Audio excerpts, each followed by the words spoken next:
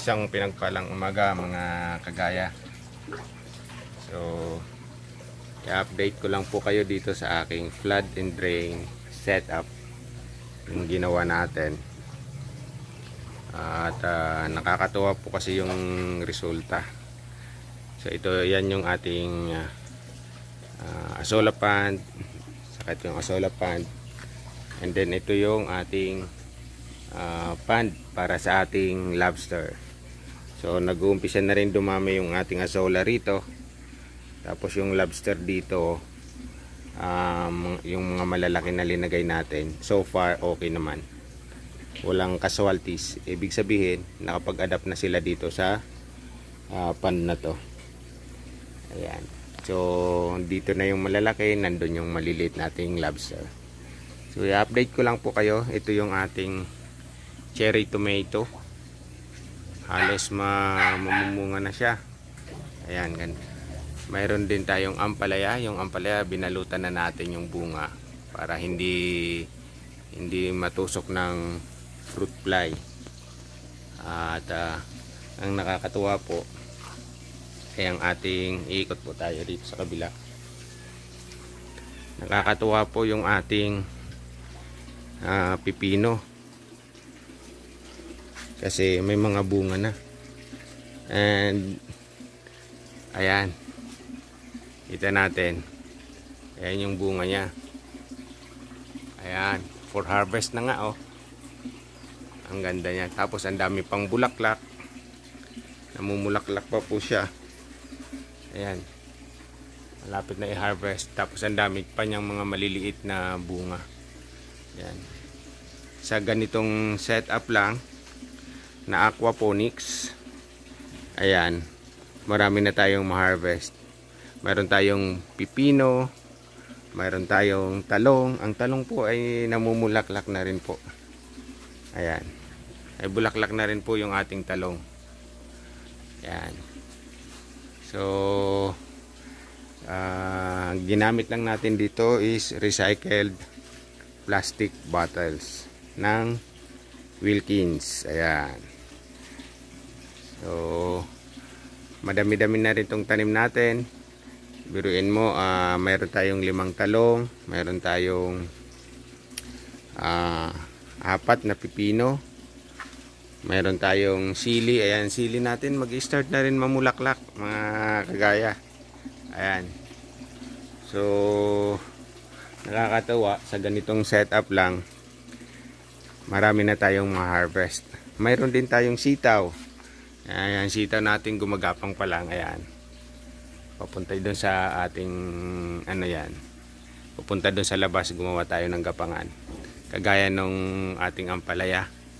Yung ating ampalaya ay marami na ring bulaklak.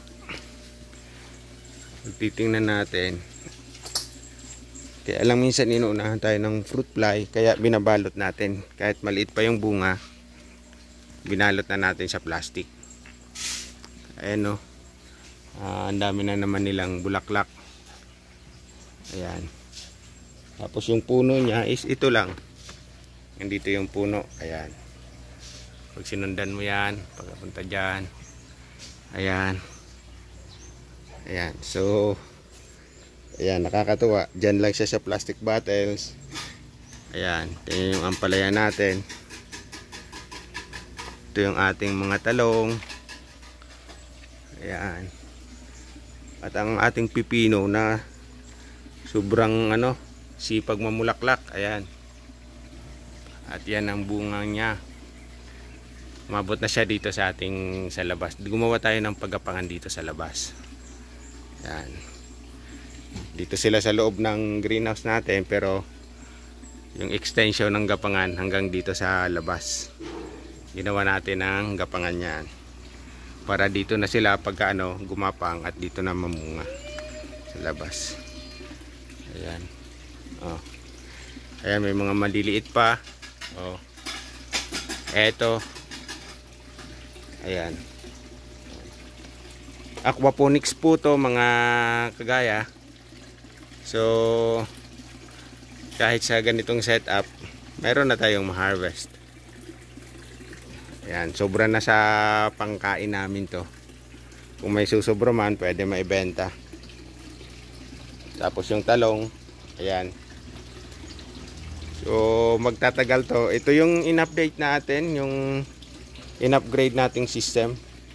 So mas maganda to kaysa doon sa nauna kong setup dito na flood and drain. Gawa na nga ito ay hindi magbabara yung ugat niya. Kasi nga ano siya, ayan oh. Hindi magbabara yung ugat. Hindi kagaya dati na nakadiretso na tong tusok sa ano, sa dito sa ating pipe. No, kitang-kita nyo yung ugat, healthy oh. Ang ugat ng ating ano, ng ating pipino. Saka hindi nagbabara yung sa system natin. Ayan. So madami-dami tayong ma-harvest dito gawa ng ang daming bulaklak pa ng ating pipino. Ayan oh. Ayan, may mga ito kasi ito yung lalaki. Male flower ng pipino. Tapos ito naman yung babae, yung matutuloy yung bunga. Ganyan. So yun lamang mga kagaya, quick update lang dito sa flood and drain setup natin. Yan. Umpisa nung na-i-vlog ko to, yung kung paano ko in-upgrade to. Halos gumastos lang ata ako ng 500 kung hindi ako nagkakamali.